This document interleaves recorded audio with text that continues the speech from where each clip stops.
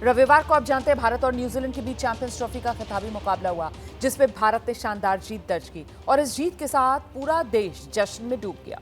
कहीं आतिशबाजी की जा रही थी, कहीं जश्न का जुलूस निकाला जा रहा था, लेकिन इस दौरान मध्य प्रदेश के इंदौर के महू में हिंसा हुई है।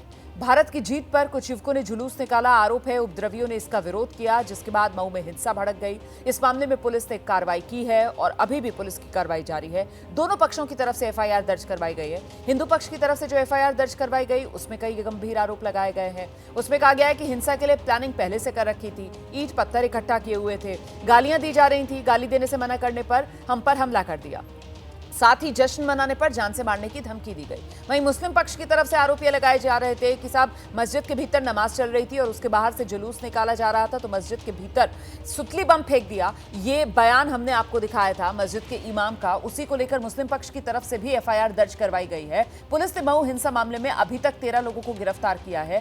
हालात अब पूरी तरीके से काबू में हैं। मऊ हिंसा को लेकर अब एक बड़ा अपडेट ये मिल रहा है, इस मामले में एफआईआर की संख्या बढ़ गई है। अभी तक जो मैं आपको 4 एफआईआर की बात बता रही थी, अब ये बढ़कर 7 एफआईआर हो गई है। मऊ हिंसा मामले में अब तक 7 एफआईआर दर्ज की गई है। 100 से ज्यादा लोगों को आरोपी बना दिया गया है।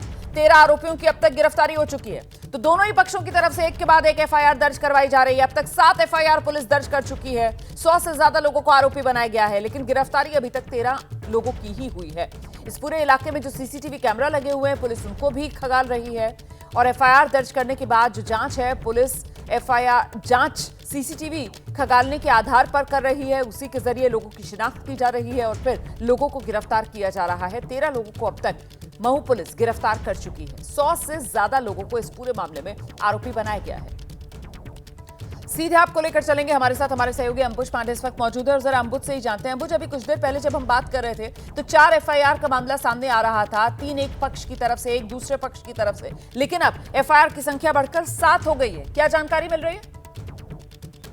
जी बिल्कुल, ये जो एफआईआर की संख्या है ये बढ़कर के अब 7 हो चुकी है। डीआईजी जो निमिष अग्रवाल हैं उन्होंने ये जानकारी दी है, पुख्ता जानकारी है और 100 लोगों से ज्यादा लोगों को इसमें आरोपी बनाया गया है। इसमें कितना नुकसान हुआ है इस बात की डिटेल भी उन्होंने दी है। 12 बाइक्स, 2 ऑटो, 1 कार, 2 दुकानें जला दी गई, आगजनी और तोड़फोड़ का शिकार हुई हैं। तो कुल मिलाकर के अब एक्शन मोड में पुलिस नजर आ रही है। आरोपियों की शिनाख्त की जा रही है, सीसीटीवी फुटेजेस खंगाले जा रहे हैं और जिन आरोपियों के खिलाफ नामजद एफआईआर दर्ज हुई है उनकी भी तलाश अब तेज हो गई है। और इस सब के बीच अभी हालात किस तरीके के बने हुए हैं यहाँ महू में? जी रोमाना, मैं आपको बता दूं कि हालात सामान्य हैं, लेकिन एक बात हमें नहीं भूलनी चाहिए कि अभी पुलिस चारों तरफ है, सुरक्षा का घेरा चारों तरफ है। जो शहर है उसमें ये हालात इसलिए भी सामान्य नजर आ रहे हैं, लेकिन कहीं ना कहीं लोगों के मन में जो है वो तनाव का एक माहौल तो है ही और दोनों पक्ष एक दूसरे पर आरोप लगा रहे हैं। कहीं ना कहीं एक पक्ष के मन में इस तरह के भाव भी हैं कि एक तरफा कार्रवाई हो रही है, लेकिन अभी हालात जो हमें नजर आ रहे हैं वो सामान्य नजर आ रहे हैं। पुलिस चारों तरफ मतलब आप ये कह रहे हैं कि स्थिति नियंत्रण में है, लेकिन स्थिति अंदर ही अंदर तनावपूर्ण अभी भी बनी हुई है। ऐसे में सवाल ये कि पुलिस की तरफ से क्या कुछ कोशिशें की जा रही हैं कि दोनों पक्षों में किसी तरीके की अगर ये मनमुटाव की बात है तो उसको दूर किया जाए और भरोसा कायम किया जाए। इसको लेकर कुछ पीस कमेटीज वगैरह या इस तरीके की कोई पहल की जा रही है?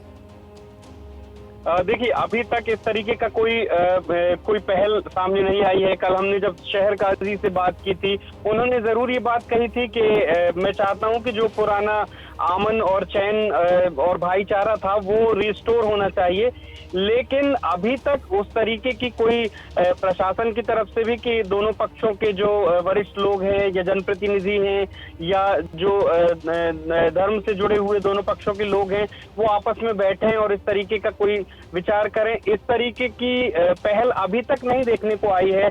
लेकिन निश्चित तौर पर इस ओर भी प्रशासन जरूर काम कर रहा है, स्ट्रेटेजी बना रहा है कि दोनों पक्षों के लोगों को साथ में बिठाला जाए, स्थितियां सामान्य हो और वो मन का मुटाव जो है वो कम हो। सबसे महत्वपूर्ण बात वही है कि जो सामने नजर आ रहा है कि तनाव नहीं, जो सामान्य है हालत, लेकिन जो लोगों के मन में जो एक तरह से खाई है उसको भरने की जरूरत है। खाई पाटने की